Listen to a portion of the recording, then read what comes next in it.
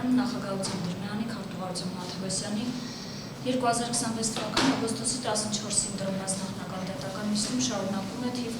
ՀԿԴ 0065-0224 գործի քննությունը նիստերի քարտուղարի ու խնդրում զեկուցել ովքեր ներկայացել։ Ագին դատարան նախնական դատական նիստին ներկայացել են Հայցխոսիկովու դատախազության ներկայացուցիչ Դավիթ Մեգրյանը, պատասխանող Արմեն Սարգսյանը, պատասխանողներ Արմեն Սարգսյանի, Վանյան Մոնտեչյանի և Հայկ Սարգսյանի ներկայացուցիչ Վազգ Դասասարյանը, պատասխանողներ Արմեն Սարգսյանի և Ալեք Սարգսյանի ներկայացուցիչ Արմեն Հարությունյանը չեն ներկայացել պատժել ստացված ելոքտանձին։ Միաժամանակ ներկայացել է նաև իրավաբաններ լրատվականի ներկայացուցիչը, միջնորդում է տեսանկարային դատական նիստ։ Շնորհակալություն, լրագրող Վարդան Մանուշարյանի անվանակարգը ստուգվեց, վերադարձվում է, առարկություններ կան, միջնորդություններ։ Նիստարս կազմով շարունակելու հարցնքննարկում միջնորդությունը բավարարվում է, պարոն Մանուշարյանը կարող տեսանկարային դատական նիստը պատասխանողով ինչ Նիստը շարունակվում է պատշաճ ծանոթված չներկայացած երրորդ անձնաց բացակայությամբ նախորդ դատական նիստում գործի ընթացքում հայցի պարզման ուղղված հարցերը քննարկվեցին, այս նիստով կարծես թե այդ հարցեր չկան, պարոն Ասատրյան, որտեղ նախորդ նիստով հայտարարեցիք, որ հարցերը սպառվում են։ Հարցեր մեծ հաշվով շատ կան, բայց առավել նպատակահարմար են կանորում այլ դատավարական գործողություններ իրականացնել, որտեղ արդեն պատասխանի ուղղվածությունը, մեթոդաբանությունը, հայցող կողմի այս վարույթի նկատմամբ զորված վարքելիցը մեր համար տեսանելի կանխատեսելի է։ Շատ լավ, իսկ ձեր առարկությունները դուք գրավոր ինչ-որ ներկայացրել եք հայցադիմի պատասխան շրջանակներում, դա է, թե դուք պատրաստվում եք մեր առարկությունները դրանք են, միաժամանակ բանավոր դատական նիստերի ընթացքում ամփոփած և հարցադրմանի պատասխան ներկայացված հակափաստարկներ ամբողջության մեջ, այդ ամբողջը մեծ հաշվով այս տարիների ընթացքում ինչ-որ ներկայացված է կամ հարցապնդումների ընթացքում ներկայացված է պնդումական ամբողջությամբ։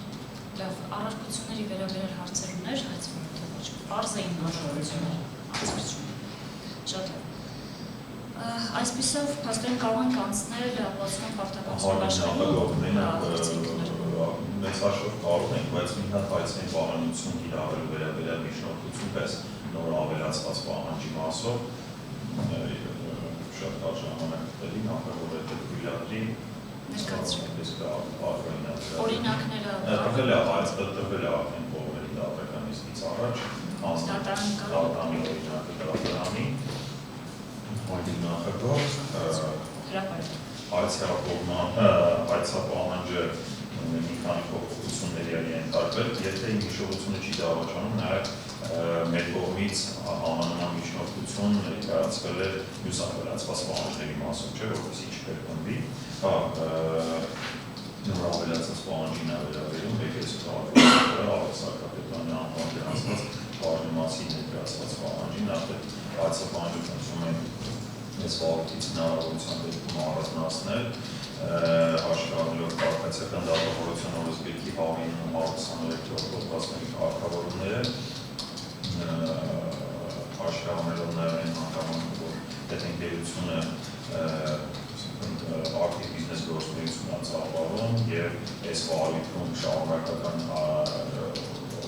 աշխարհանելով նաև գործի առանձնահատկություն ներողությունը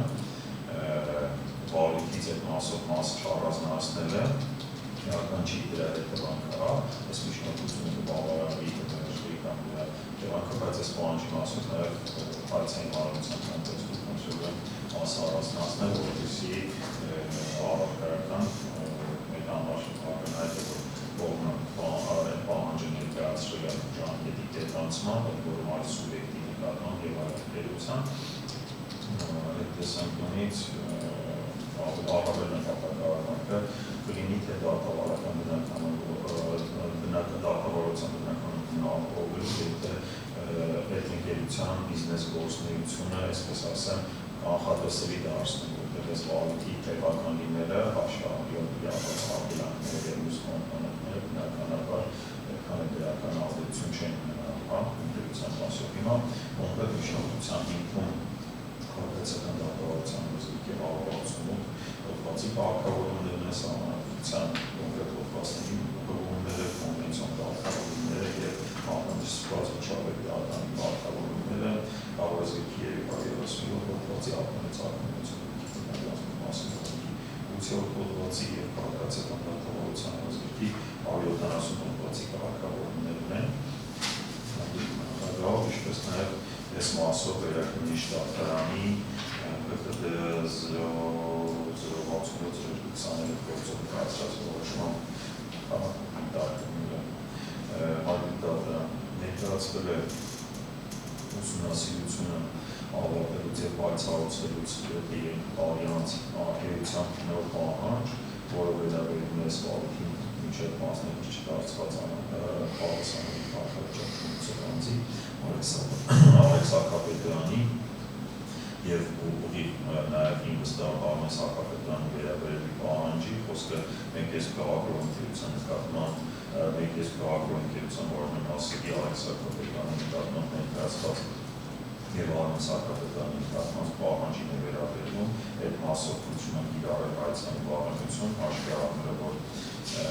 ուսումնասիրությունը սկսելուց հետո հայցների մասով պահանջը 10.06.26 թվականին է ներկայացվել և օրենքով սահմանված 3 տարվա ժամկետը լրանալուց հետո 2 տարի անց է պահանջը ներկայացվել, որտեղ առերևույթ է սահմանված ժամկետի կետնացման ներկայացված պահանջի առկայությունը։ Այսքանը հարգելի նախագահ, ուսում եմ բավարարել ժամանակ հաշվի առնելով քաղաքացիական դատավարության օրենքի հավելի մատուցանների հոդվածների պահանջները մեկ ես քաղաքագործության Ալեքս Հակոբյանի նախորդ գրանցված բաժնեմասի մասով ներկայացված հայցը պահանջի ծավալը առանձնացնել գործի բարենքից։ Հայց որը հարցեր ունի միշտ նորցել։ Դիրքորոշումն եք։ Ագետատան երասմոնի մասովի դիրքորոշումը արտահայտել է այն անցած միջնորդությունը ներկայացնելիս հայցների բաղանության վերաբերյալ մենք գտնում ենք որոշների բարենքով համաձայնության կազմակերպման հայցների բաղանության դիրքորոշումների նաև անցած միջնորդության որպես ծանրաբեռնում լիստը հիմնավորել թե ինչի համար այդպես ամեն դեպքում եթե հայցանի բաղանության ժամկետ գործել էր հարգեիտական, գտնում ենք, որ դա կարող է խոսել այն ժամանակահատվածից սկսված, երբ որ իրավասուն մանրում է գիտեր կամ կարող է իմանալ պետախաշարի խախտման փաստի մասին։ Իսկ այդ ժամկետը եզրակացության կազմում է հարգեիտական, հետևաբար, եթե թեկուզ հայցանի բաղանության ժամկետ գործեցնում բարդներ, այդ ժամկետը գործել է եզրակացության կազմումից սկսված։ Հետևաբար հարգելի դատարան մենք գտնում ենք, որ ներկայացված պետությունը անում է ենթակա է ներումը։ Եթե չեմ սխալվում, առանձնացման մասով է, հա՞։ Այո, խնդրեցին այդ կարգով լուծել։ Իրավասուն մանրումը գտնում է, որ այդ կազմակերպության շահը Ալեքս Հակոբյանն է, հետևաբար գտնում ենք, որ ավելացնալու որ չառանձնացվի այդ մասով պահանջ և հույսունի գարույթի շրջանակում հանրը նրանք փոխկապակցված են։ Այսինքն առանձնացման դեպքեր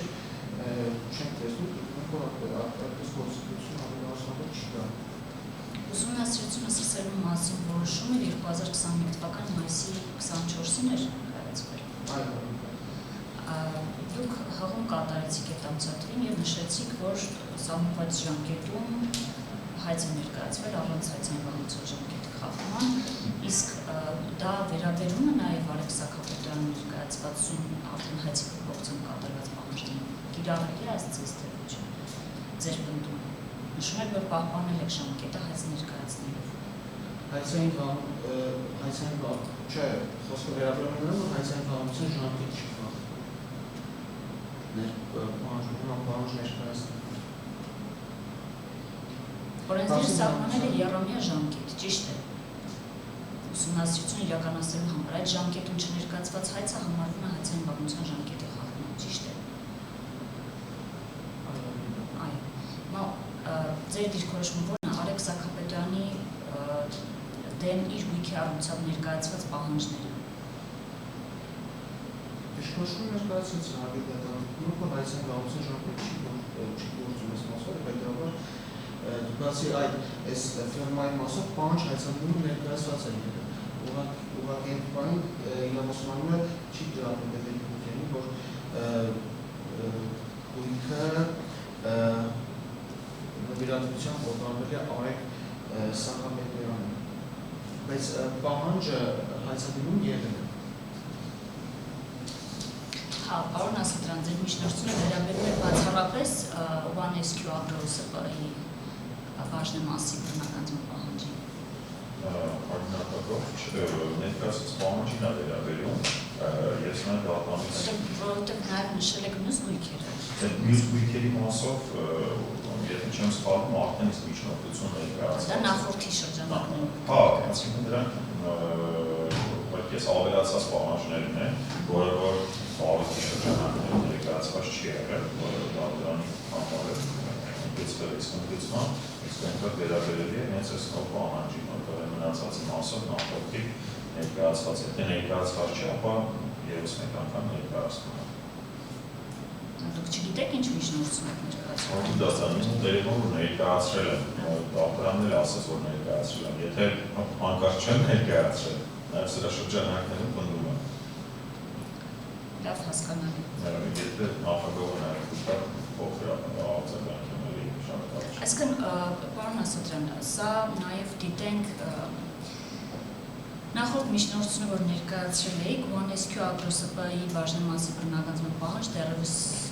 չէր եղել։ Այս ամբողջական, թե այս ապաստանումը չի եղել, թե այս ընկերությունը չի եղել, իրաց ավալով, բնույթով, իրավական հիմնավորումներով ամբողջությամբ Լավ,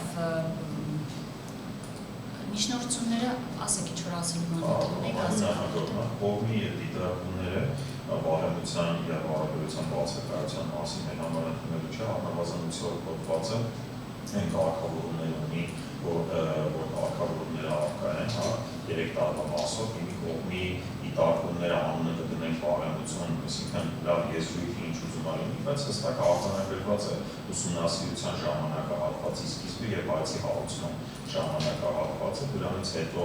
օրենսգիրը նաև 3 տարվա ժամկետ է սահմանել և հետևանք է սահմանել դրանից հետո ներկայացրած պահանջների դիտարկման, մենք այդ հետևանքներն ենք ակնկալում։ Դատախազությունը դրա համար միգուցե, այսպես ասեմ, չգիտեմ, ինչ առումով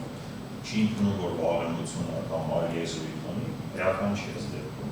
Օրենքի 8-րդ հոդվածի կարգավորումներն են այս հաշվով, որը տարածել են իրավարարության նկատմամբ, իսկ կողմի ընդունում թե ինքը չգիտեր, չէր կարող իմանալ նոր բացառված իրավիճակը, մենք դատական նիստերում էլ այդ հանգամանքի իրականության հետ աղերս չունենալու վերաբերյալ փաստական տվյալներ ենք ներկայացրել դատարանին և դիրքորոշումներում այդ գործարքների բնույթը,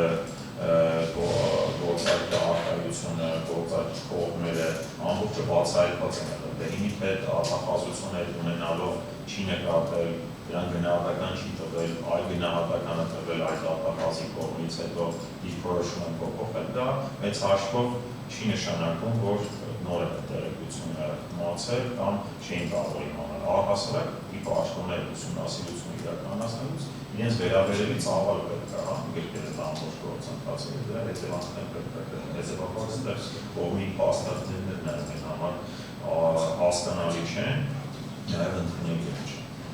Հասկանալի։ Ավելացնելու բան չունեմ։ Լավ, ինչ վերաբերում է միջնորդության լուծմանը, նախ դատարանը արձանագրում է, որ փաստական հանգամանքների մասով վեճ չկար, դա նաև արձանագրվել է նախորդ միջնորդության քննարկման շրջանակներում և դատարանը պետք է լուծի արդյոք Արեգ Սաքապետյանի ընդդեմ ներկայացված պահանջը, որը ընդգրկվել է հայցի առարկայում, հայցի փոփոխությունից հետո համարվում է ապօրինացիա ունեցող գույքի բռնականացման մասին օրենքի 8-րդ հոդվածի 2-րդ մասի իմաստով հայցային վաղամիջոցի ժամկետի բացթողնում ներկայացված հայց թե ոչ։ Միաժամանակ, ինչ վերաբերում է միջնորդությանը առանձին անդրադառնալու, մաս առանձնացնելու պահանջին, դատարանը արձանագրում է, որ դատական պրակտիկան այս վարույթներով թույլ է տալիս հանգել հետևության, որ գործի քննության արդյունավետությունից չի բխում պահանջի առանձնացումը և հայցային վաղամիջոցի ժամկետի լուծումը առանձին վարույթով, քանի որ պահանջները փոխկապակցված են այնքան, որ դրանց անջատումը կարող է հանգեցնել բարույթի ամբողջականության աղճատման, հետևաբար դատարանը միջնորդության քննարկումը ավարտում է եւ միջնորդության վերաբերյալ առաջնորդվելով քաղաքացիական դատավարության օրենսգրքի 168-րդ հոդվածի 8-րդ մասի կարգավորմամբ դատարանը եզրափակիչ դատական ակտով նաեւ կլուծի միջնորդությունը։ Այլ միջնորդություններ եթե չկան, անցնենք ուրեմն ապացույց պարտականությունը բաշխելու մասին որոշման կայացման համար անհրաժեշտ հարցերի քննարկմանը դատարանը պարզում է հիմա կողմերի դիրքորոշումը գործի լուծման համար նշանակություն ունեցող փաստերի շրջանակի վերաբերյալ ապացուցման առարկան կազմող, այսինքն ապացուցման ենթակա ըստ կողմերի ապացուցման կարիք չունեցող ուրեմն փաստերի շրջանակի վերաբերյալ, ինչպես նաև ապացուցման ենթակա փաստերի ապացուցման պարտականությունը կողմերի միջև բաշխելու հարցին եւ ապացույցներ ու դրանց ձեռքբերման ուղղված միջնորդություններ ներկայացնելու ժամկետին։ Հայց, որը նշված հարցերի կապակցությամբ դիրքորոշում հայտնելու հետ Գիտում եք, որ այսօրը գնում է պարտականություն ապացուցած հետևյալ փաստերը հացադումի ներկայացման պայմանությամբ ապահովության շուկական արժեքով իրականացնի եւ Հայաստանի Հանրապետության դրամը հացադումի նշված անձիկ հանդիսանում են Արմեն Սահակյանցյանի փոխկապակցված անձիկ հացադումի ներառված գույքերը ձեռք է բերվել Արմեն Սահակյանի հանրաշուտ փոխկապակցված անձանց եւ ձեռքբերման չեն հիմնավորվել օրինական եկամտի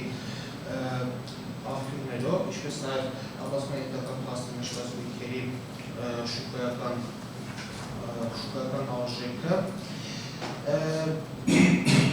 ապացուցման ենթակա փաստերը նաև հայցապահանջում ներառված գույքերի իրական շահառու հանդիսացել է Արմեն Սահակյանը, նշված գույքերը ձեռք են բերվել վերջինս օրենքի մասով պաշտոնական անձ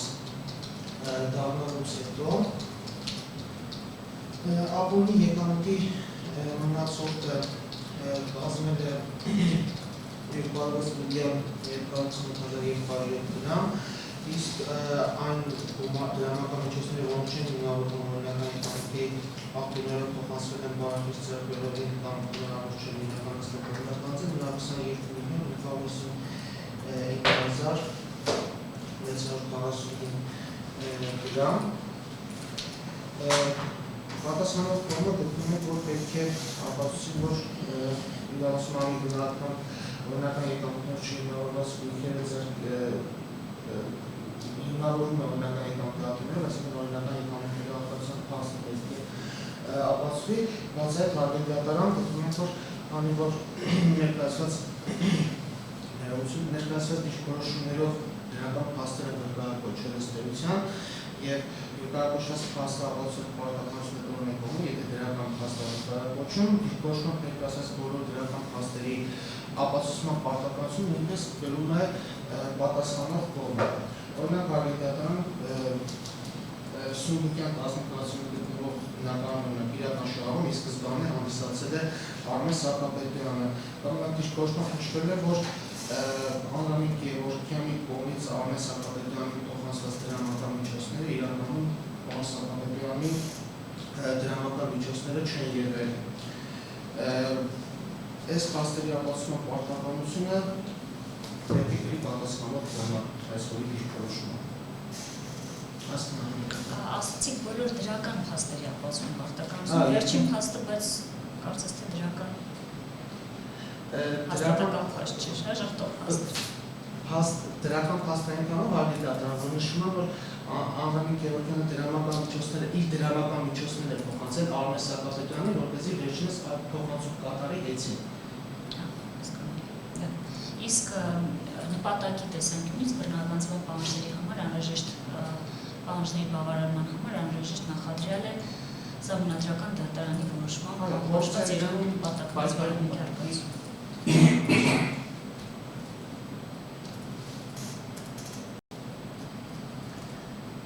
Կոռուպցիայի դեմ պայքարի նպատակի արկայություն։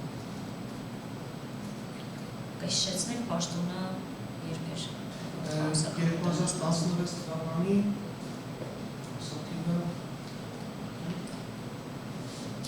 Մարտի 23 Այսքանը իսկ ժամկետի հետ կապված կամ ապացուցման կարիք չունեցող ապացուցման ոչինչ թվափաստերից ձեզ կամ թե ոչ եւ ժամկետի հարցով Եթե փոխկապակցված անձանց մասով պատասխանատու կողմի որ վեճ չկա, շուտ ազգացական կապի մասով, դա կարող է անվիճելի փաստ լինել, այն անվիճելի փաստեր որ չկան արգելական ժամկետի մասով է գտնվում են 2 ամիս, կամ 30 ամի միջոցներ ձեռնարկում ապացույցների ավարտելուց։ Ինչքան ժամկետ ունեք 2 ամիս։ Լավ, եթե ավարտեցիք, կարող եք զբաղեցնել ձեր տեղը, պատասխանատու կողմի Առաջի հերթին չէ, որ իմ ուշադրությունը գրավեց, խոսք չգնաց այստեղ ապօրինի ծագումեցողույթի վերակազմման բարույթի հարուցման օրինականության ապացուցմանը, ինչի մասին մենք բազմիցս խոսել ենք, մեր օրինի համոզմամբ այդ փաստի ապացուցման բեռը բացառապես կարող է կրել հայցվորը, եւ հայցվորը պարտավոր է դատարանում ապացուցել, որ բարույթի հարուցման հիմքը եղել է օրինական։ Մենք բազմաթիվ այդպիսի փորձեր ունեցել ենք դատական նիստերում եւ բոլոր դեպքերում այս հարցերի քննարկումը ամենադեպս դատական պրակտիկան այդպես է զարգացել, որ պետք է իրականացվի վերջում դատական ակտ կայացնելուց, որով դատարանը կգնահատի նաեւ ուսումնասիրության սկսման հիմքերի օրինականությունը, որովհետև այդ որոշումները որևէ դատական կարգով հնարավոր չի եղել բողոքարկել։ Հետևաբար այս հանգամանքը մեր համար չափազանց կարևորային իմաստով, որ ի սկզբանե առաջին իսկ պահից, երբ որ մենք ստացել ենք նյութերը, մենք այս խնդիրը բարձրացրել ենք։ Բարձրացրել ենք տարբեր ձևաչափերով, տարբեր դատական նիստերով, նույնիսկ վկայակոչել ենք այն խնդիրները, որտեղ որ տեսել ենք, ամենայնպես ես կարծում եմ, որ օրինականության հիմնավորման բեռը բացառապես կրում է հայցվորը։ Այստեղ մի կարևոր հանգամանքին եմ ուզում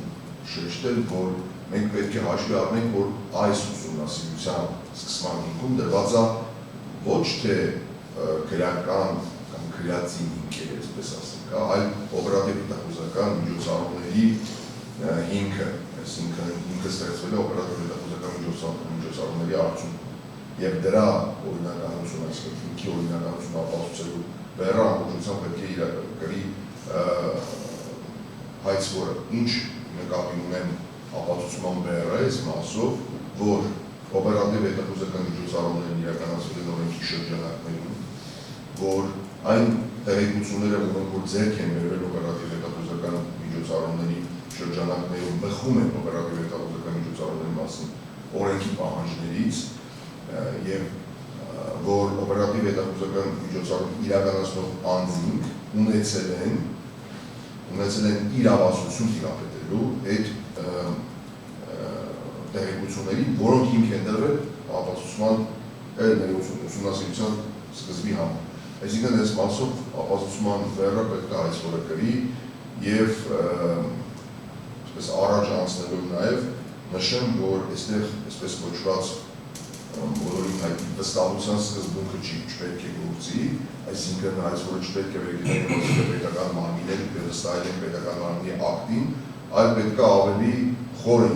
իմ համոզմամբ հիմնավորի դատարանում, որ օպերատիվ հետախուզական միջոցառումների արդյունքները եղել են օրինաչափ, առերևույթ են խնդիրները, որոնք մենք բարձրացրել են կոնկրետ բանկային գաղտնիքի հետ կապված եւ այլն գույքերի հետ կապված, այսինքն այս հանգամանքները մենք տարբեր դատական նիստերի ընթացքում ներկայացնում ենք եւ կարծում ենք, որ սա ապացուցման բեռը նույնպես պետք է գրի հայցվոր։ Այսինքն այս մասով ասել։ Իսկ նույն հարցերի կապակցությամբ դիրքորոշում, թե համակարծիք եք հայցվոր։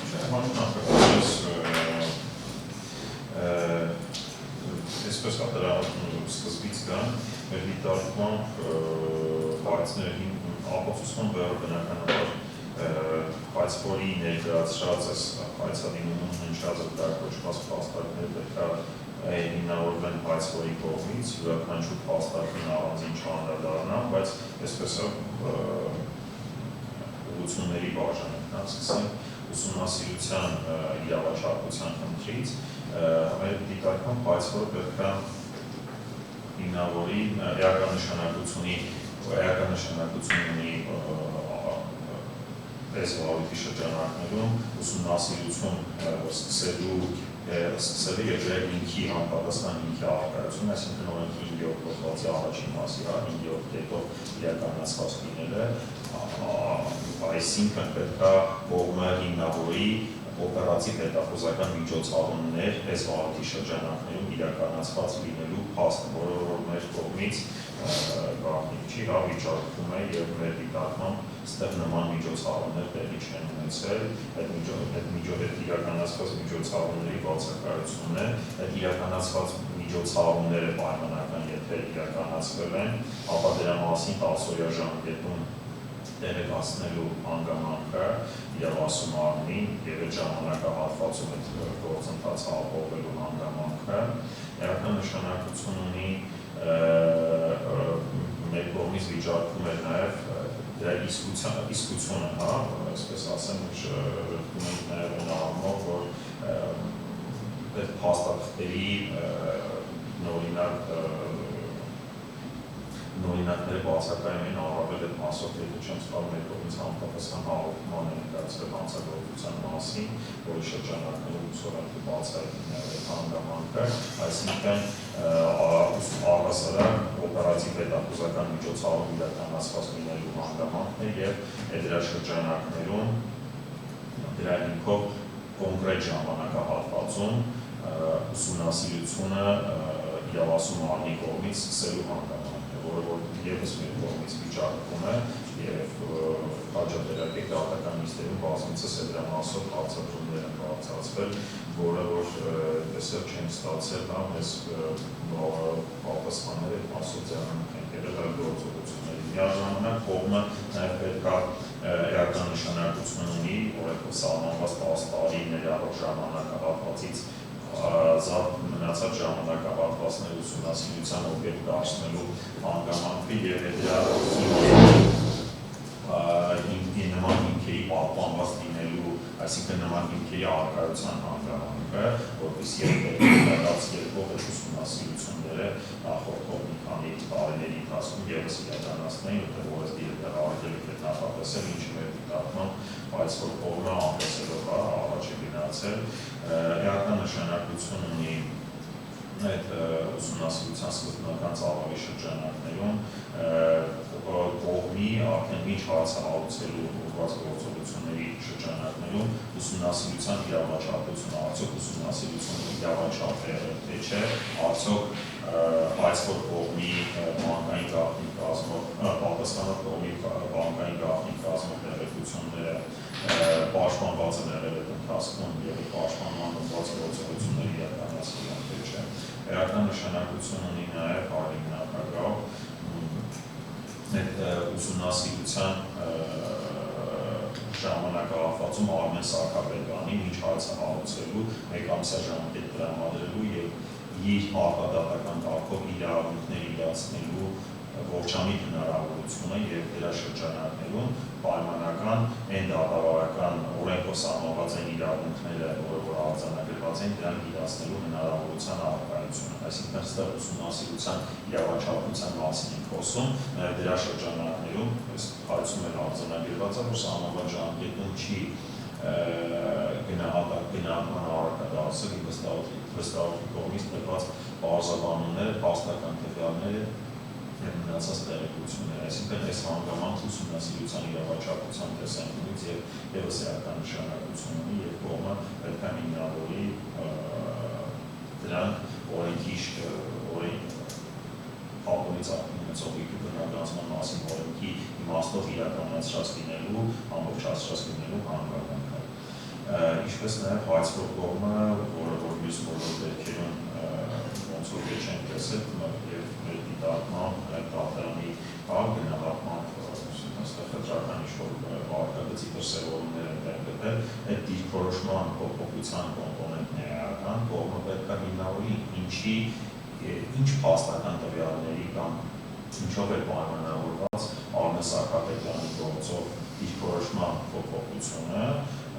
եւ դրա իրավական հիմնավորման պատասխանատվությունն իրավական հիմնավորումն կողմը պետք է գրի, այսինքն այս տեսանկյունից դիրքորոշման փոփոխության հանգամանքը էական նշանակություն ունի, որովհետև բացառիկ դեպք է թվով երևի 4 դատախազ մեզ լավիթի մատնում, 3 դատախազ են մասնակցել և ունեցել իրարից տարբերվող մոտեցումներ, դիրքորոշումներ և դրանք էական նշանակություն են ունեցել սույն լավիթի համար, հետևաբար այդ իմաստով դիրքորոշումների փոփոխությունը էական նշանակություն ունի և կողմը պետք է հիմնավորի դիրքորոշումը փոփոխելու իրավական հնարավորության առկայությունը, այս պրոցեսում, նաև դրանց իրավական նշանակությունը, որ կարող է հանգեցնել որոշակի փոփոխություններ։ Առավել դետալային հարցի նախագծով նաև էական նշանակություն ունի իրականացրած հաշվարկը, դրա մեթոդաբանությունը, կողմը պետք է հիմնավորվի, որ այս հաշվարկները իրականացվել են օրենքով սահմանված կարգով, անպատասխան իրավական հիմքերի առկայությամբ, այսինքն մեր տարիների ընթացքում մենք մի շարք հիմնավորումներ ենք ներկայացրել, որ հաշվարկը չունի որևէ տրամաբանություն, հաշվարկը չունի որևէ, այսինքն իրավական հենք, և այս տեսանկյունից էական նշանակություն ունի իրական շահառուների կամ մյուս փոխկապակցված անձանց եկամուտները միախառնելու կամ դրանք առանձնացնելու կոմպոնենտի առկայությունը։ Նման գործողությունների տեսանկյունից կողմը պետք է հիմնավորի էական նշանակություն ունի այդ գործընթացը և դրա հիմնավորման պարտականությունը ևս կողմին է, որով ինքը իրավական հնարավորություն ունի միախառնել բոլոր եկամուտները մի ընդհանուր կալցայի մեջ և օրական հաշվարկ իրականացնել, այսպես ասեմ, մեծ հաշվով հաշվարկի իրավաչափության խնդիրը պետք է բարձրացնենք և այդ հաշվարկը իրավաչափ լինելու և իրավական հիմք ունենալու հանգամանքը կողմը նաև պետք է հիմնավորի հանգամանքով, մյուս կոմպոնենտը դա իրական շահառու իրական շահառուի մասով է, իրական շահառուի բոլոր կոմպոնենտները ոնց որ թե կողմը աղմենքը դասական դարձածան մոտեցում է արձանագրել են բոլոր կոմպոնենտների առկայությունը, այս տեսանկյունից այդ փաստի վկայակոչման և ահացուցման բեռը ևս վերջինս է գրում, պետք է հիմնավորվի օրենքի իմաստով բոլոր այլ անձանց պատկանող գույքերի արմեսակապետանի պատկանելու, արմեսակապետանի կողմից վերահսկելու այդ գործողությունները միջոցներով լինելու, ընդ որում բոլոր գործակների մասով առանձին մեծ հաշվով բոլոր կոմպոնենտների միաժամանակյա առկայության փաստը և դրա հիմքում դրված փաստական տվյալների առկայության փաստը, որը կարող է կողմը դրա վերջնականություն երջանիկել Արմեն Սարգսակյանի իրական շահառու լինելու մասով։ Այս տեսանկյունից այդ գործողությունները պետք է հիմնավորի նաև հայցվորը պետք է էական նշանակություն ունի նաև մյուս պատասխանողների օրինական իրական շահառու կոմպոնենտի տեսանկյունից, օրինական եկամուտի կամ առհասարակ եկամուտների բացի առկայությունը և այս հանգամանքն հայցվոր կողմը պետք է հիմնավորի իրական շահառուի և ամբողջական բոլոր կոմպոնենտների միաժամանակյա առկայությունը հիմնավորելու տեսանկյունից։ Այստեղ նաև ձեր ուշադրությունը հրավիրում եմ այդ բոլոր անվոր դատական դատականիցի ընթացքում հարցերը ներկայացված բարձրաբանումների պատասխանները, որ իրական շահառուի մասով բոլոր կոմպոնենտները առկայ նաև առկայ օրինական եկամուտների բաց մյուս պատասխանողների մասով պետք է տեսեք խնդիրը ինչու՞ն է, որպեսզի որևէ եկամուտի կողմը նաև պետք է հիմնավորի առանձին ամենի սուբյեկտի եկամուտների բացի առկայություն օրինական կամ համապատասխան միջոցների բացի առկայությունը, ինչը մեծ հաշվով գտնվում է տրամաբանական հակասության մեջ, այս նույն իրական շահառու եզրույթի հետ, որովհետև տեսեք, եթե կողմը չի իրականացրել են անձանց մասով առանձնացրած հաշվարկ, բոլորը մենք կացայր հաշվարկը իրականացրել և այդ տրամաբանությամբ իրավական հնարավորություններ այս հաշվարկի իմաստով բացակայել կամ առնվազն մեզ չի ներկայացվել այն տեսանկյունից, որ համապատասխան այդ անձի միջոցները օրինակ Արմեն Սարգսակյանի վրա գույքերի ձեռքբերման դրանց ակսելուց հետո պետք է մնացողը շարունակվել իր գույքի ձեռքբերման համար, այսինքն ստեղ երբ որ կողմը դնում է իր հաշվարկի տրամաբանության մեջ բոլոր կոմպոնենտները նաև եկամուտի բացակայությունը, այս տեսանկյունից մեթոդաբանական հակասություն է առաջանում, բայց իրենց ընտրածողինը նաև այդ հանգամանքների միաժամանակ առարկայությունը այս որը պետք է հիմնավորի։ Այս որը պետք է հիմնավորի պահանջի հիմքում դրված բոլոր գույքերը, որոնք որ ապօրինի են որակվում, Արմեն Սարգսակյանի կողմից ձեռք բերված լինելու հանգամանքը եւ պետք է հիմնավորի դրանց որ ապօրին են համարում դրանց մասով օրինական միջոցների բացակայության հանգամանքը հայտնի դատարան, ինչպես նաև պահանջում ներառված բոլոր գույքերի մասով արդեն մատնանշել է իրական շահավու լինելու, դրա անհնարինությունը, անհնարինության դեպքում դրանց համարժեք չափով վրդագործման պահանջը նույնը փոխարական հարաբերությունների վերաբերում եւ այդ չափով, այսինքն 9,545,645 եւ 2.6 միլիոն դրամի չափով որպես ապօրինի եկամուտների արկայության փաստը եւ 900,022,559 1645 դրամի չափով օրինական եկամուտներով չնույնականացված, բարեխիղճ ձեռքբերողի փոխանցված ապօրինի ծառայություններով եւ անձի օրինական եկամուտներով չհիմնավորվող այդ եկամուտների արկայությունը այս որը եւս պետք է հիմնավորել։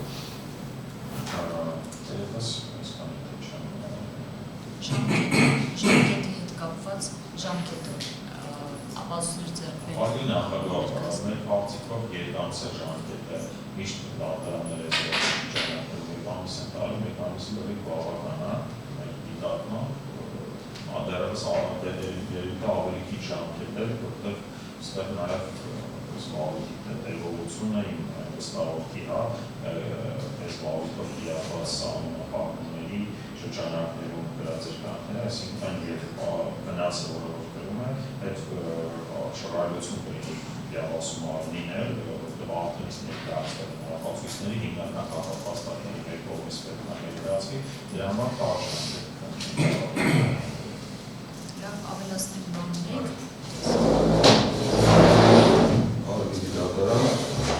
ես ամբողջությամբ միանում եմ գործընկերների կողմից ներկայացված դիտարկումներին, սակայն երկու հանգամանք կա, որ ուշ ուզենամ ավելի մանրամասն ներկայացնել դիտորոշումը։ Առաջինը դա ուսումնասիրության հարցման հիմքերին է վերաբերում, գործընկերները նշեցին, որ այստեղ տեղի ունեցած բոլոր փաստական հանգամանքների ենթակային ապացուցման հարցերի կողմից որովհետև հնարավորություն, ես կուզենամ ավելի դետալացնել կամ կոնկրետացնել ինչը մենք նկատի ունենք այս հարցման հիմքերի մասին ապացուցման հայցորին վերապահելու շրջանակներում, որովհետև եթե մենք նայենք ընդհանրական ներկայացնում կարող են սրանք տարբեր մեկնաբանությունների առիթ հանդիսանալ հայցորի կողմից եւ ընդհանրական պատասխաններ ներկայացվել, հետեւաբար ես գործեմ այս հենց օպերատիվ հետախուզական միջոցառումների մեկնարկի կետից սկսած բոլոր քայլերի հաջորդականությունները, որոնք որ նախատեսված են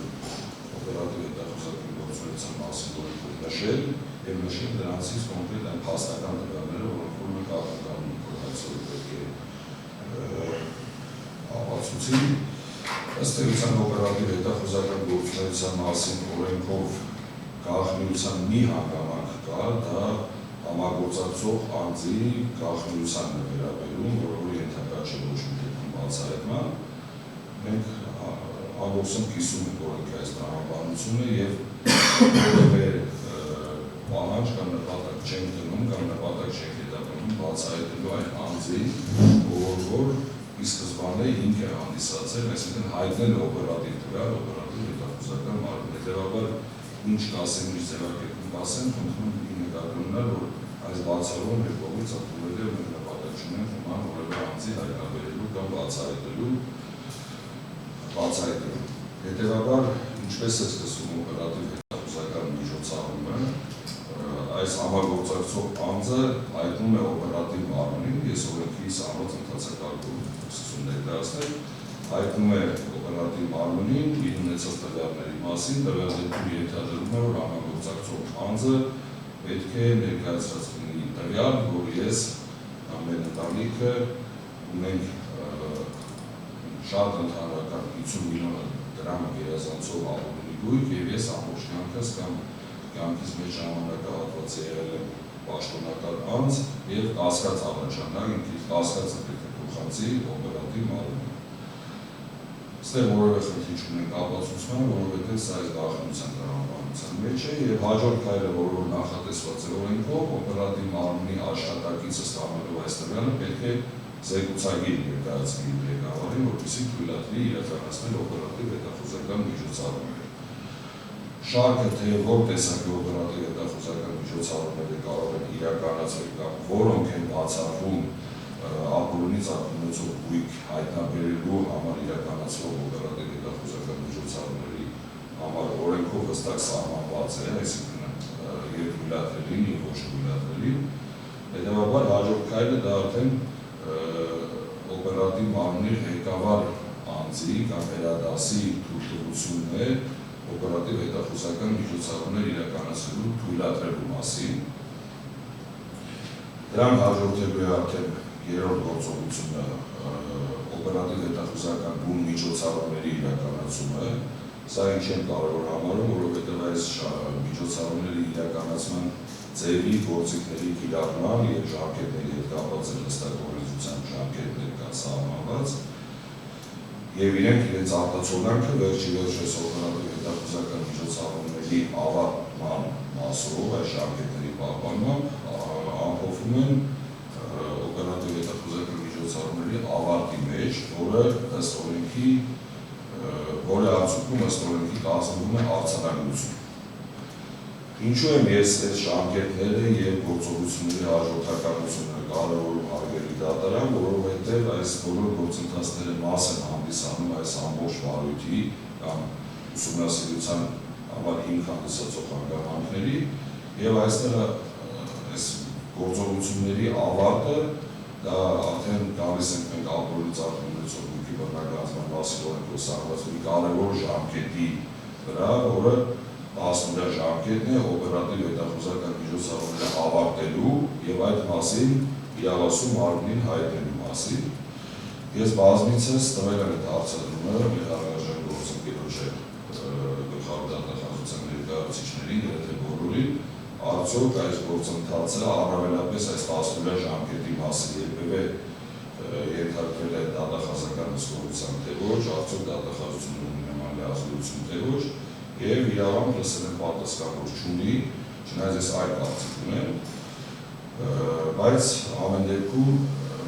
ըստ դատախազության դիրքորոշման իրենք չունեն նման լիազորություն, եթե չունեն նման լիազորություն, հետևաբար որևէ տեսակի վերահսկողության չի ենթարկվել սա, այդ 10-օրյա ժամկետը, և մենք շատ էական ենք համարում, որ այն ենթարկվի սուրբարուկով դատավարական վերահսկողության, հետևաբար այս 4 կարևոր հանգամանքները, որոնք ես որ նշեցի, դա օպերատիվ հետախուզական միջոցառումների մեկնարկ, թույլտվություն, եթե թույլտվությունների շրջանակներում կլինեն այլ թույլտվություններ դատավարական ստանալու, սա որպես ենթարկի կարող ենք ներառել, ամփոփում և ամփոփումների ներկայացում։ Ըստ էության մենք ունենք ամփոփումների ներկայացումը, դա ոստիկանության գիրությունն է 20/2021 թվականի և դրանից առաջ ինչա տեղի ունեցել ոչ ենթարկվել է որևէ դատախազական հսկողության, ոչ էլ հայտնի է որևէ մեկին։ Եվ ամփոփելով այս հատվածը հարգելի դատարան շատ էական է համարում, որպեսզի նաև դատախազությունը ապացուցի մի քանի հանգամանք կապված ոստիկանության դրության հետ, դրա բնօրինակի, դրա կազմման ժամկետի, դա հաստատության եղանակով պետական մարմիններում ընդունված և պրակտիկ և կարգավորումներով սահմանված հաստատության բնօրինակը չուղարկելու պատճառների վերաբերյալ պատճառների հանգամանքներ։ Այս բոլորը ես կարծում եմ, որ պետք է ապացուցի դատախազությունը, որովհետև կան այստեղ բազմաթիվ հարակացներ և կասկածներ դրության ընդհանրապես գոյության մասին, կամ դրա բնօրինակի գոյության մասին, կամ պաշտոնատար անձի կողմից տվյալ կոնկրետ նշված պաշտոնատար անձի կողմից ստորագրված լինելու փաստի մասին, և կարծում եմ, որ սա էական է, որպեսզի սույն դատավարությամբ այս բոլոր հանգամանքները պարզվեն և դրանց պարզման պարտականությունը դրվի, աղոսնու պարտականությունը դրվի այսօր կողմի վրա։ Սա հարգելի դատարան կապված հարուցման հիմքերի հետ և երկրորդ անկյունաքարային և էական հանգամանքը, որը որ սույն դատավարության կամ սույն պահանջի շրջանակներում տեղի ունեցել, դա այցի հիմքի և անակայի փոփոխությունն է, երրորդ փոփոխությունն է, երրորդ միջնորդության մասին է խոսքը, անկեղծ ասած, ես ունեմ և բավարար ֆինանսական գիտելիքներ և իրավական գիտելիքներ, ու մինչև հիմա իմ համար անհասկանալի է մնում հետևել հանգամանքը, ոնց կարող է սկզբնական այցադիմումը ներկայացնել 1 միլիարդ 60 միլիոն դրամի չափով, մեր կողմից ներկայացած բազմաթիվ ապացույցներ թեկուզ մասնակի երրորդ միջնորդության լույսի ներկայացնում ընդունելու պայմաններում, ուսումնասիրության ժամկետը 10 տարի կրճատվելու պայմաններում 1 միլիարդ 200 միլիոնի, այսինքն նախնական պահանջից ավելի մեծ պահանջ ներկայացնելու հանգամանքը։ Սա չեմ ուզում ես կարող օգտագործել, առնվազն մտահոգիչ է իմ համար, որովհետև չի կարող ուղղակի նման բան տեղի ունենալ, եթե չկա արհեստական միջամտություն փաստերին և փաստերի գնահատմանը։ Մյուս առանձնահատկությունը, որ ունենք մտահոգություն է մոտ առաջացնում, դա այն հանգամանքն է, որ ըստ էության մենք ունենք իրավասու մարմնի կողմից ներկայացվող երկու ներկայացուցիչներ, մեկը դա դատախազն է և մյուսը հաշվարկ իրականացնող մասնագետն է։ Իմ պատկերացմամբ դատախազն է տալիս տվյալը կամ իրակետ և հաշվարկանողն է իրականացնում հաշվարկը, բայց ամեն դեպքում երկուսով եմ կրում պատասխանատվությունը, որպես դատավարության մասնակից, ներիմաստում գլոբալ դատախազությունը կրում ես պատասխանատվությունը, բայց իմ համար անհասկանալի է ինչպես կարող է պարոն Աբինյանը 3 դատախազների 3 տարբեր դիրքորոշումների հետ ունենալ միևնույն կարծիքը, երբ որ այն մարդն ու դատավարության առաջին օրվանից մասնակցում է սույն գործընթացին։ Այս համատեքստում ես կուզենամ անպայման շեշտել հետևյալ հանգամանքը հարգելի դատարան, որ ես կարևորում եմ սույն ինստիտուտի ընդհանրապես և ներդրում կայացումը և շատ հարցեր, որ նաև ուղղվել են հետագայում դիտված են ինստիտուտի կայացմանը և զարգացմանը և այն նպատակի ծառայելուն, որի համար որ ինքը ստեղծվել է, դա կոռուպցիայի դեմ պայքարն է, միանշանակ ես իմ կարծիքը կիսում եմ պետության կամ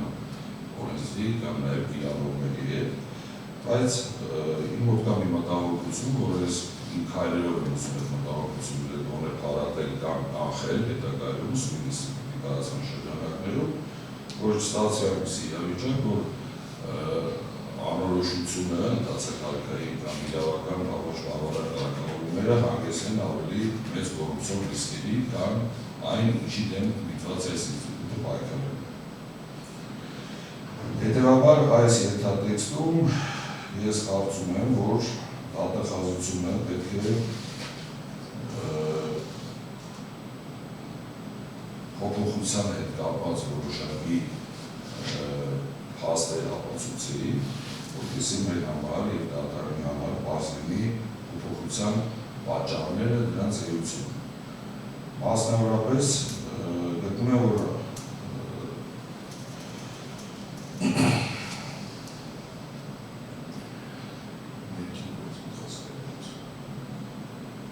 եմ, որ անհրաժեշտ է որոշակի ապացույցներ ներկայացնի այսօր կողմը դատախազությունում տեղի ունեցած ներքին գործընթացների վերաբերյալ, մասնավորապես արդյոք արկա եղել վերահաշվար կատարելու վերաբերյալ գրավոր հանձնարարություն, զեկուցագիր, եզրակացություն կամ այլ հաստատում, ովքեր են կազմել, ստուգել և հաստատել սկզբնական և հետագա հաշվարկները, արդյոք նույն հաշվարկային մոտեցումը կիրառվել է նույն ժամանակահատվածում հիմնված համադրելի այլ ուսումնասիրություններ։ Վերօրյալ հանգամանքները հատկապես կարևոր են համարում այն պատճառով, որ պահանջի նման էական փոփոխությունը ժամանակագրորեն հաջորդել է ապօրինի ծագում ունեցող գույքի բռնագանձման ոլորտը համակարգող ղեկավարության և համապատասխան ստորաբաժանման ամբողջական կազմի էական փոփոխություններին։ Ընդգծում է, որ այդ ժամանակագրական կապ ինքնին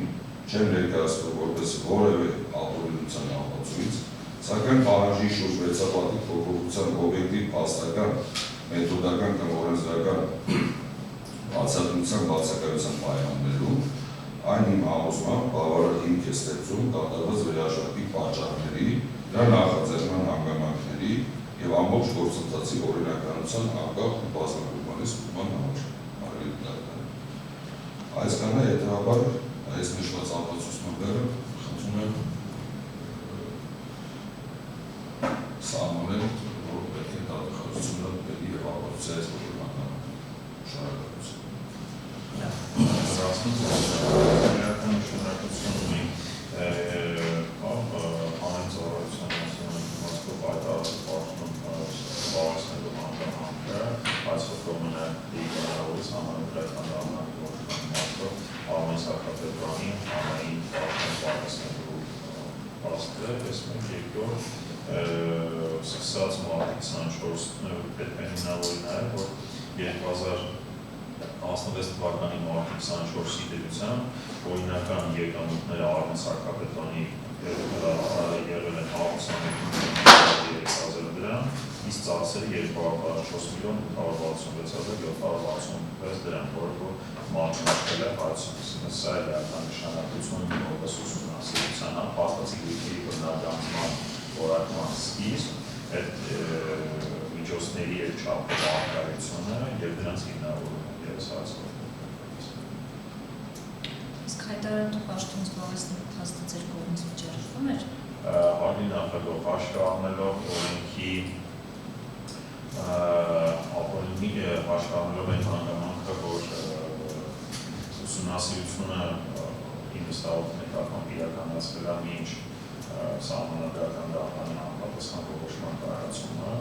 ավելին ուսումնասիրությունը ժամանակ արդեն ավարտված և հայցապահանջել ներկայացվել և ԱՊՕ-ի ծագումից օբյեկտիվ բռնագանձման օրենքի իմաստով պաշտոնատար անձ եսույթում է որոշակի սահմանում, այդ սահմանումների կոնտեքստում Արմեն Սարգսյանի հանրային պաշտոն զբաղեցնելու հանգամանք։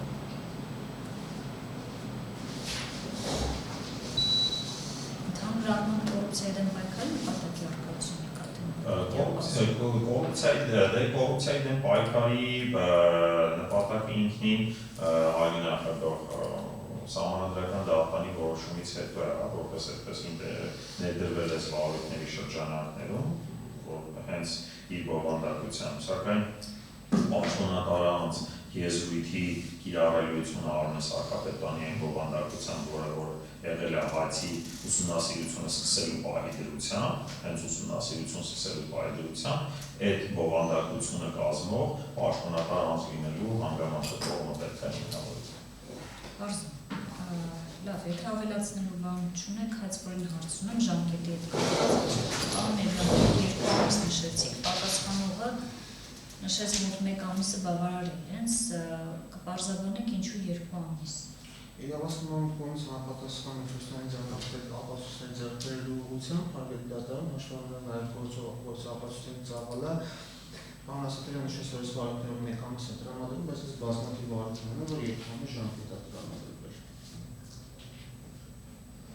2 ամիսը պայմանավորված է ապացույցների ձեռքբերման ուղղված գործողություններով ծավալով ապացույցների։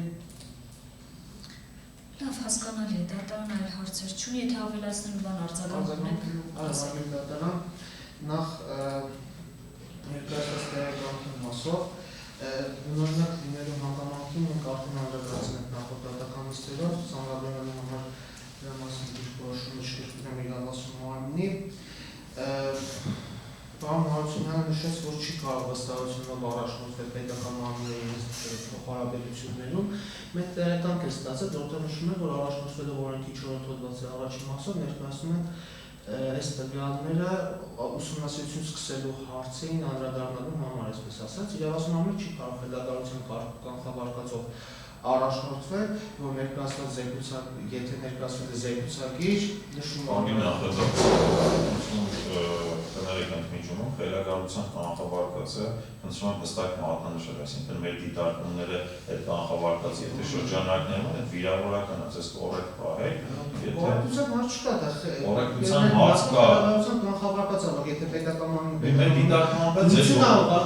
ասում է 4 կողմից առաջին մասով կողմերը, կողմը պետք է առնվազն դրսևորի արգալից լինի և խելագարության կանխավարկած եզրույթը առնվազն այս դատավարությունում չպետք է հնչի և եթե նման եզրույթեր օգտագործում եք, դրա պատասխանը պետք է ներկայացնել։ Ինչ է նշանակում խելագարության կանխավարկած։ Պարոն Ասատրյան, համապատասխան վիրավորական ենթատեքստում էր ձեզ նախազգուշացում, որ այլևս նման արտահայտություններ թույլ չտա պարոնները։ Ես կարող եմ մի բան ասել, բայց այս թեման չէ։ Ավարտի պարոն Մեջանյանը։ Եզրույթը օգտագործում գրություն տեղեկան զեկուցակիր, եթե խոսքը ոստիկանության գրության մասին է, խնդրում եմ դեպի եզրույթերի մենակ օգտագործել։ Ոստիկանության գրություն։ Դուք ասում եք զեկուցակիր, հետո ասում եք տեղեկան, զեկուցակիրը դա ներգերատեսչական մարմիններում վերադասելու գրությունն է։ Եթե դուք համարում եք ոստիկանությանը ձեր ենթակա մարմին, ուրեմն տեղեկանքը, որովհետև ներկայացնում տեղեկան չի, դա հարգելի պարոն, գրություն է, խնդրում եմ փաստաթղթերը կոչեք իրենց անունը, որովհետև դրանք էական։ Նույն փաստաթղթի մասին։ ոստիկանության գրության մասն է։ Լավ, իրավասու մարմինը գտնում է, որ պիտի վստահության կանխավարկածով առաջնորդվի, քանի որ նշվել է, որ օպերատիվ հետախուզական միջոցառումներ են իրականացվել, չորրորդված առաջին մասի հիման վրա նյութեր են ներկայացվել, վստահության կանխավարկածով իրավասու մարմինը հիմք է ընդունում եւ դրա հիման վրա սկսելու ուսումնասիրություն կա վերաքննիչ դատարանում օրինական ուժի մեջ ստատական ակտ, որի համար որտեղ նշվում է, թե ինչ, այսպես ասած, ֆունկցիա գործառույթ եւ գրությունները, որոնք ներկայացնում են, որոնց հիման վրա ուսումնասիրություն սկսվում է, դա կասկածի որոշակի շեմի համար, այսինքն գրության հիման վրա, եթե հարկավոր է կասկածի ինչ-որ որոշակի շեմ, որի հիման վրա պետք է սկսվի ուսումնասիրությունը, այդ ուսումնասիրությունը սկսվում է։ Այսինքն ներկայացված զեկուցակիրը, դրա մեջ ամփոփված տվյալները ինչ-որ շեմ են ապահովել կասկածի, այսպես ասած, որպեսզի սույն ուսումնասիրությունը սկսվի։ Բացի դրանից հարգելի դատարան, ինչպես նշել է իրավասու մարմինը,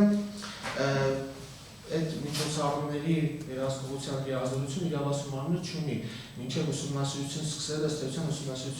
իրավասու մարմինը հարցումները չի ուղարկում, առաջնորդվում է այն տվյալներով, որոնք որ ներկայացում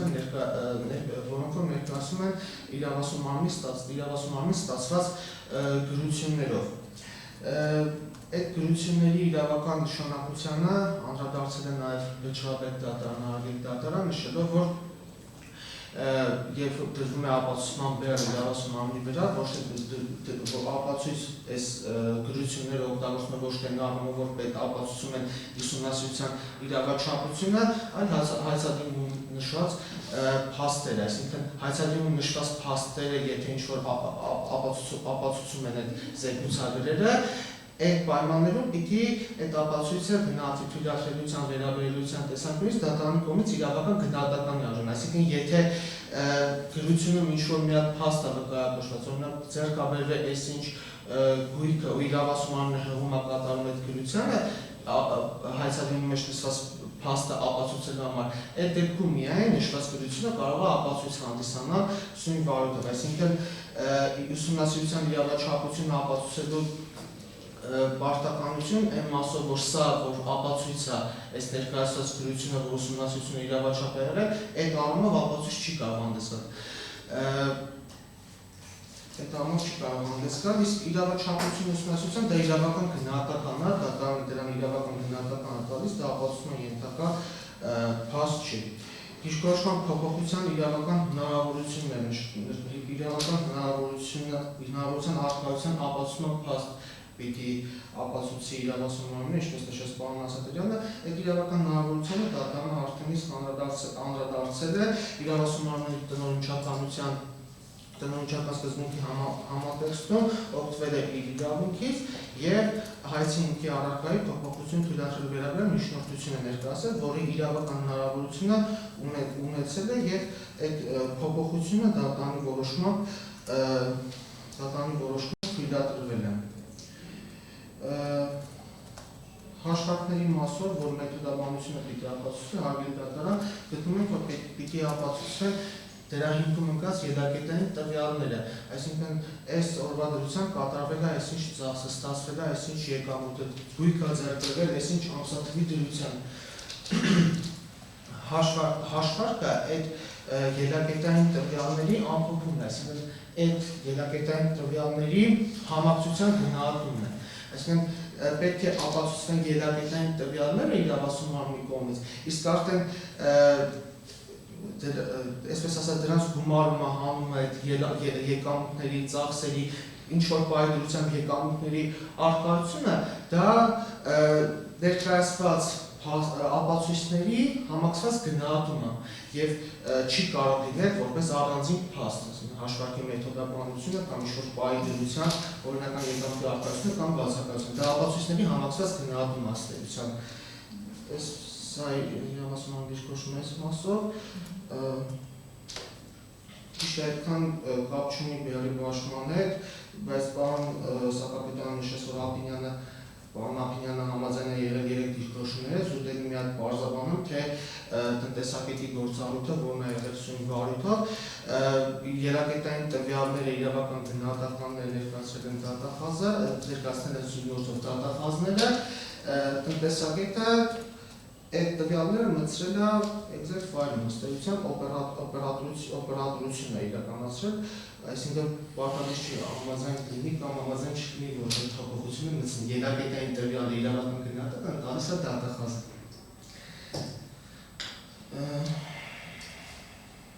Այսքան հարկի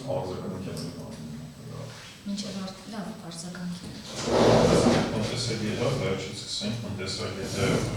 երբ անհրաժեշտ է լինում, տնտեսագետը դառնում է հասարակ օպերատոր, մինչև ոնց որ հավասար իրավունքներ եւ պարտականություններ ունեցող դատախազության ներկայացուցիչը, որ ներկայացուցիչները ելի ապահովում են դատախազության շահերը։ Մենք այս տնտեսագետի մասով երկրորդ հարյուրնակով մենք խոսքը գնաց ՕՀՄ-ից, մենք այստեղ արգելի գործընկերի ինչ-որ դիտարկումներ արեց, մենք ամբողջությամբ վիճակում ենք ոչ թե գործողություն իրավաչափություն, մենք ասում ենք, երբ այդ օպերատիվ հետախուզական միջոցառումը զվարույթում չի եղել, առհասարակ չի եղել։ Մի այդ հանգամանքի դուք հետ հաշտեք, բայց մենք նաև այդ փաստն ենք վկայակոչում, ոչ թե գրություն, զեկուցակ եւ այլն, այլ առնվազն այն հիմքը, որ ծառայել է ուսումնասիրություն սկսելու համար, բացակայել է որպես այդպիսին օպերատիվ հետախուզական միջոցառում չի իրականացվել։ Դրա համար պետք է նաև հիմնավորվի այդ հանգամանքի առկայությունը։ Այսինքն այդ նույնականն է, ոնց որ առանց քրեական վարույթ նախաձեռնված լինելու, հա, քննիչի որոշման կամ քննիչի գրության վարույթ նախաձեռնվի քրեական կոմպոնենտի մասով եւ հանցավոր ծագում ունեցող դեպքերի նույնական իրավիճակի հետ ենք։ Մենք վիճակում ենք այդ գործընթացի բացակայությունը։ Այստեղ նաև մենք հետաքրքիր միտք հնչեց, որ գործընկերը առաջնորդվում է պետական մարմինների հետ փոխհարաբերություններում վստահության կանխավարկածով։ Դատախազությունը հardly նախագծել է, կառույցը չի կամ այդ առաքելությունը չունի, որ պետք է պետական մարմինների գործողությունների վստահության կանխավարկածով առաջնորդվի կամ առհասարակ այս հակակոռուպցիոն պայքարը, հակակոռուպցիոն քաղաքականությունը առհասարակ դրա հետ կապ չունեն։ Դատախազության առաքելությունը նաև հակակոռուպցիոն պայքարի իմաստով պետական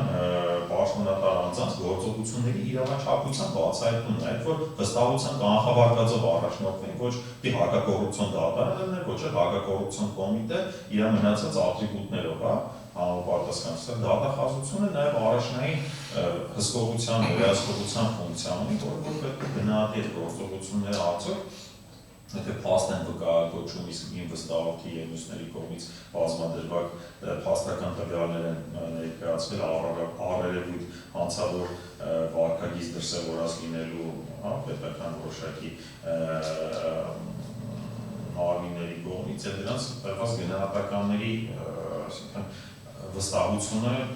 ու հակակոռուպցիոն պայքարը առնվազն իրար հետ համադրելի չեն եւ եթե դատախազությունը միշտ առաջնորդվում է վստահության կանխավարկածով, այդ ողջունելի է, բայց որթե գրած քաղաքականության ու իրավահես իրականության հետ չի մեկտեղվում։ Լավ, հայցքորի ներկայացուցիչ հարց, պարոն Միրյան, երբ նշում եք, որ ուսումնասիրությունը սկսելու իրավաչափությունը իրավական գնահատման հարց է եւ փաստերի որպես ապացուցման առարկայի մեջ որպես փաստ չպետք է ներգրավվի։ Այ կասեք, օրինակ ուսումնասիրությունը սկսելու հիմք երբ չի լինի, այսինքն ուսումնասիրությունը սկսվում է ոչ իրավաչափորեն, օրենքի պահանջների խախտումով, դրա հետևանքը վարույթի վրա որն է լինում ձեզ, հետևանք ունենում է թե չի ունենում, ձեր դիրքորոշումը։ Ձեր պահանջների խախտմամբ է սկսում, ոչ ուսումնասիրության հիմք է եղել կամ հիմք եղել է ժամկետների կոպիտ խախտումներով իրականացվել։ Այդ դեպքում հիպոթետիկ հարց եմ տալիս, բայց քանի որ փաստի առնչությամբ վեճ կար, այդ դեպքում խնդրում եմ ձեր դիրքորոշումը, դրա հետևանքը ըստ ձեզ վարույթի վրա որն է լինում։ Օրենքը կարգավորում է այդ հարցը, ավելի դատարան նշում է, որ ընդհանրական խախտումները, կարգավորումները, որոնք որ կան, այդ կարգավորումները խախտվում են, կարող ունենալ այնպիսի հետևանքներ, որոնք որ ուղղակիորեն օրենքով նախատեսված են։ Իսկ օրենքով հետևանք այդ մասով նախատեսված չի։ Ուղղակի նշված չի, ունենում այս հետևանքը։ Ըստ էության մենակ երամի ժամկետի պահպանման մասով է, որ հավասարեցում է հայցային լարության ժամկետի խախտման հետևանքներին։ Հասկանալի։ Լավ, եթե ավելացնելու դուք Եվ ավելացնելու հենց դրանով է պարոնավորված ճարաբեկտական այդ որոշումը, որ դրությանը համապատասխան, որ հիմնավորյալ ուսումնասիրությունը այդ իրավական նշանակությունն է տևում այդ դրությանը, որ որպես ապացույց կարող կառուցարել են դեպքում, երբ որ հայցուն փաստ է վկայակոչված, այդ փաստը վերաբերում է այդ դրության մեջ առկա տվյալներին ու այդ դրությունը այդ առումով կարող է որպես այդ փաստի ապացուցման համար ապացուցան հասնել։ դա հասկանալի է, դրա հետ կապված հարց չունի։ Եթե ավարտեցիք, Եվ մի բան էլ ավելացնում եք, օպերատիվ հետախուզական միջոցառումների հաստատաշրջանառությունը, դրությունները, այդ ամբողջը մի քանի անգամ դատականιστրով նշել, կարող է տրամադրվել իրեն կողմի որոշակի ժամկետ անց ծաղկեցող հոգի բռնագազման վարույթի ավարտից հետո։ Այդ առումով կարող ներկայացվել դատարան ու որպես ապացույց հետազոտվել ու գնահատական դառնալ, մինչև վարույթը չավարտվի։ Օրենքի օպերատիվ հետազոտական գործունեության մասին օրենքի տրամաբանությունը դա ավարտեցիք։ Մեր չի մեր գործընկերոջ դիտարկումը կարող է մի քիչ իրավելի լինել այն դեպքում, երբ մենք ընդունենք, որ օպերատիվ հետախուզական միջոցառումներ իրականացվել են հավասարել, դրանց իրավաչափության գնահատումը բայց մեր կողմից արձանագրվում է դրանց բացակայությունը։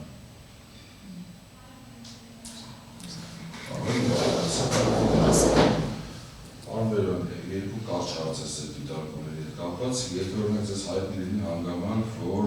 ստացել եք քննիչից գրություն, քննչականից գրություն, բայց առկա չի ընդհանրապես քրեական գործ։ Դուք ինչ գործողություն եք անում ուսումնասիրությունը սկսելուց հետո իմանաք այս հանգամանքը։ Իրավիճակներ կազմում մասնախոսքը ու տեսական մասը։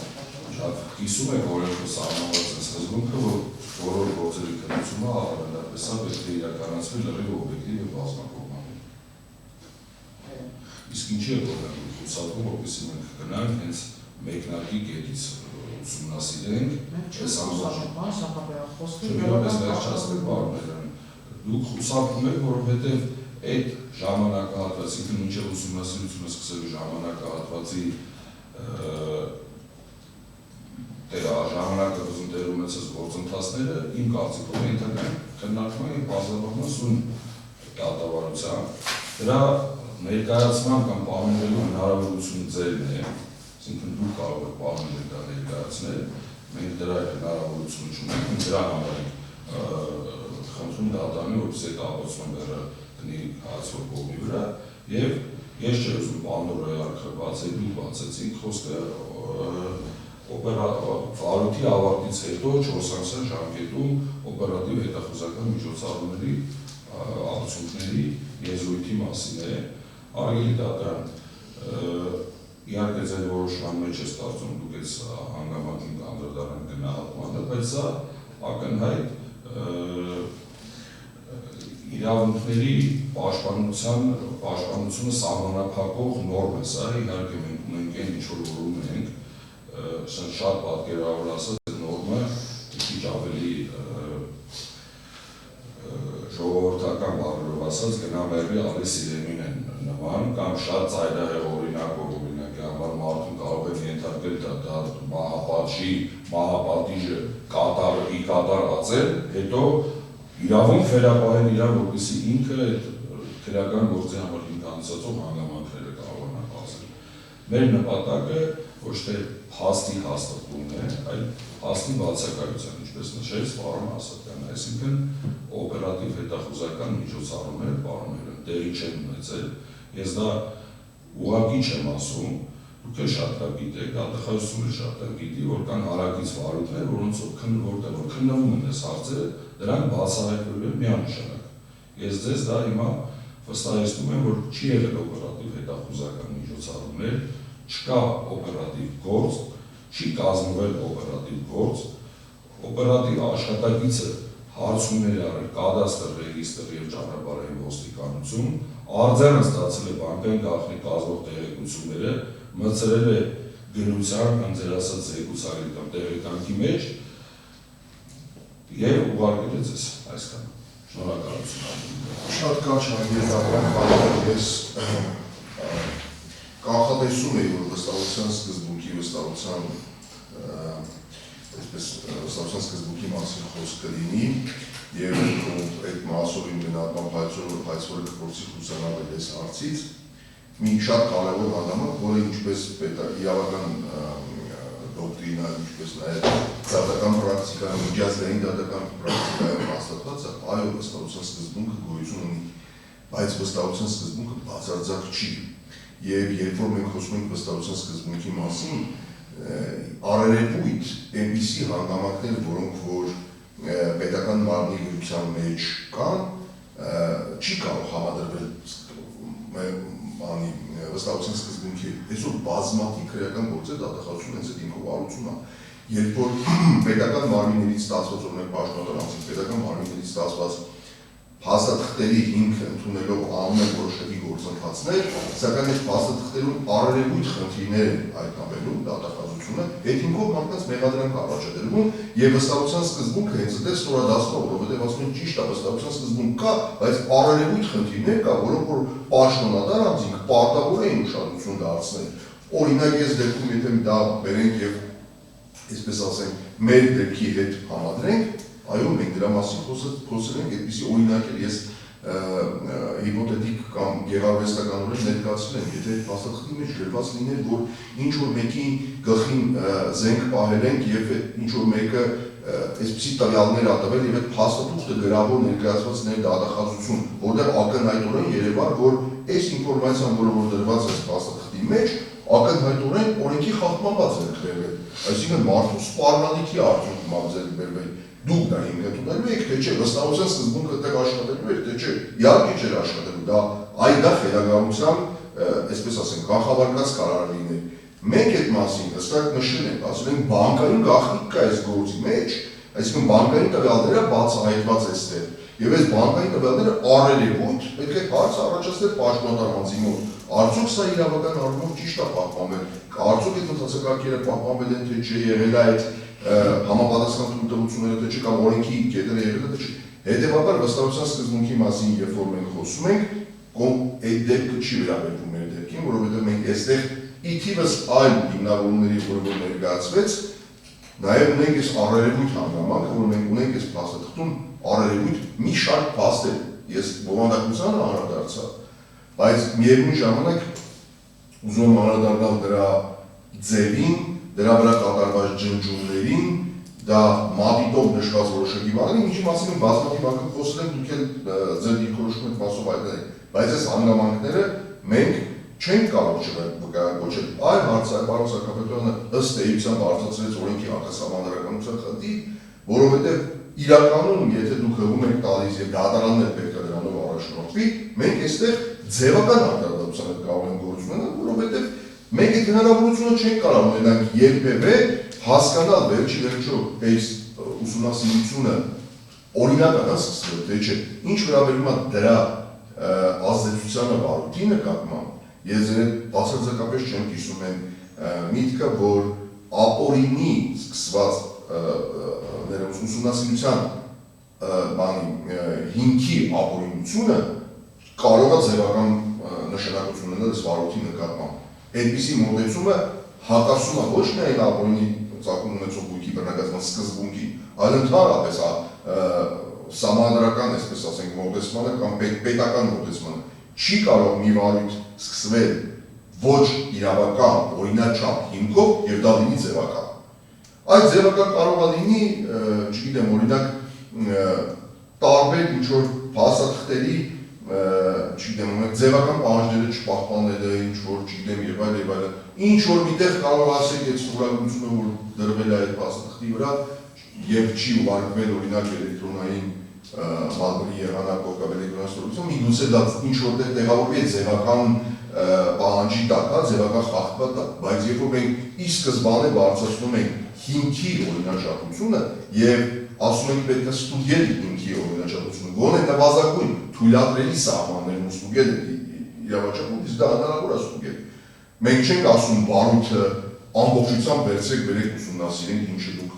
իրավացիորեն օրենքի կարգավորումը մեջ բերելով մեզ արգադարձում եք։ Մենք չենք ասում մտնենք օպերատիվ հետախուզական գործի մեջ, բացահայտենք այն ինչ որ մենք այս բանը չենք, բայց մենք պետք է նվազագույն գործողությունը անենք, որպեսզի համոզվենք, որ այդ վարույթը օրինաչափ է եղել։ Այլ նվազագույն գործողությունը այն կլինի, որ ունենանք պաշտոնական փաստաթուղթ, օրինակ դուք, որ օպերատիվ հետախուզական միջոցառում իրականացած մարմինը օրինակ վստահեցնի, որ տեղի է ունեցել պաշտոնապես ստորագրելով եւ հաստատելով եւ ձեզ եւ դատարանի եւ բոլորիս, որ տեղի է ունեցել SSS օպերատիվ հետախուզական միջոցառումները օրենքի սահմաններում, առանց բացահայտելու ներկայացնելու փաստաթղթերը։ Այսինքն ապացուցման, այսպես ասենք, սահմանները չպետք է մտնել եւ հասնել այն կետին, որը որ օրենքը մեզ արգելում է։ Մենք խոսում ենք այդ նվազագույն շեմը գոնե ապահովելու մասին, ինչ վերաբերում է արդեն այդ ավելի խորը ամբողջ փաստաթղթային բազային, իհարկե դա հետագայում մենք այդ իրավունքից կողմենք եւ համապատասխան մեր դիրքորոշումները կայացնենք, միգուցե դրան էլ չհասնի գործը, բայց այս վստահության սկզբունքի հակադարձությունը հենց դա ես կանխատեսում եմ, որ այդպիսի դիրքորոշում կլինի, դրա համար այդ մասին խոսեցի։ Այս է մեր դիրքորոշման ընդհանուր բովանդակությունը ի հակադրություն ձեզ։ Իհարկե մենք չենք առաջնորդվում այն տրամաբանությամբ, որ պարզապես հայտարարենք ցանկացած բան, որ չենք ընդունում եւ քաշվենիկով մասին է դատախազությունը, դու արի ապացուցի։ Այդ է իրականում պետական սկզբունքն է։ Մենք այս ամեն ինչը ասում ենք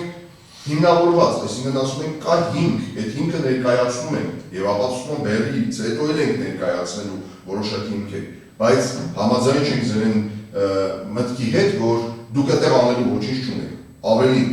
ամենակարևոր բանը, որ դուք պետք է անեք, այդտեղ դուք ինքներդ համոզվեք, արդյոք այդ ամեն ինչը իրավաչափ է եղել, օրինաչափ է եղել, թե չէ, որպեսզի հետագա պրոցեսները դրանից բանի տակ չլինի, հարվածի տակ չլինի, այսքան արգելի դատարան։ Ես մեկ անդրադարձել հաշվարկների մասով, իհարկե ձեր ասած տրամաբանությունը ինձ համար ընդունելի է, բայց մենք դատական նիստերի ընթացքում եւ բազմաթիվ հարցերի ընթացքում իրար հետ միասին, այսպես ասենք, առանց որևէ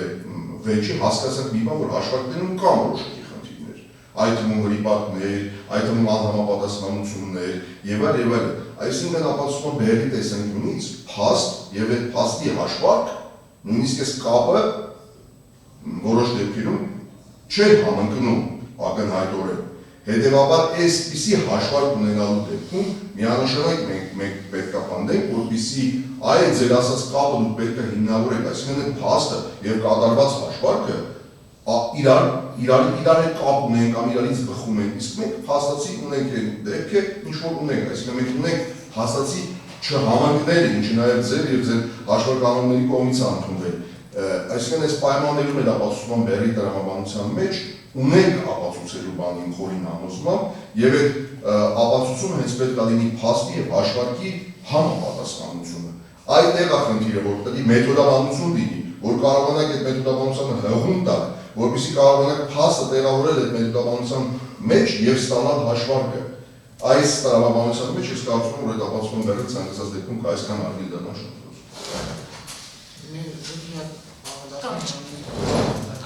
Ես համաձայն եմ պարմանությունները, որ նվազագույն շեմը պիտի ապահովի, իսկ այդ նվազագույն շեմը ապահովված է խոսքը հենց գրությանն է վերաբերում։ Նվազագույն շեմը ես գտնում որ դա է։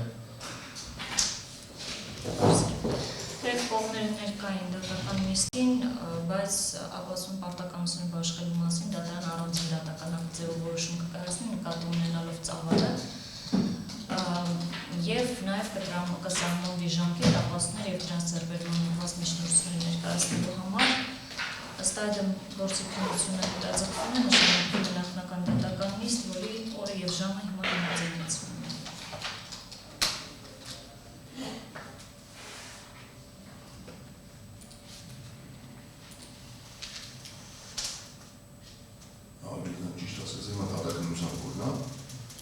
Ոչ, բեռը բաշխման որոշում կստանանք, դրանից հետո արդեն հաջորդ նիստով կքննարկենք ներկայացված ապացույցների թույլատրելիության վերաբերության հարցերը, միջնորդությունները, եթե կլինեն։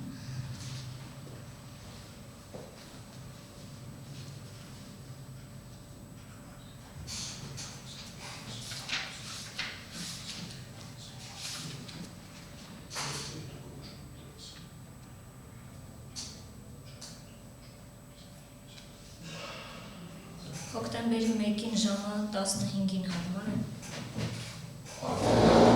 Խնդրեմ եք հնարավոր այլով, որտեղ հոկտեմբերի 2-ին աղջկաս հարսանիքն անելու ուղղակի սահմանվել։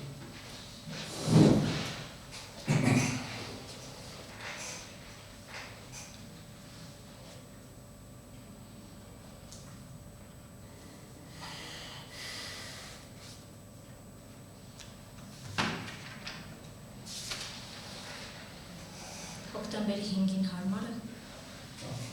Հոկտեմբերի 5-ին ժամը 3-ին։ Ժամը 14-ին։ Երկարատևը 15:30 եթե դնենք կհասցնենք։ Այո։ Կհասցնենք։ Մյուս ներկայացուցիչները եթե հարմար է, նշանակենք։ Հաջորդ նախնական դատական նիստը նշանակվեց հոկտեմբերի 5-ին ժամը 15:30-ին։ Համարվում է պատժիչ ծանուցված նիստը հետը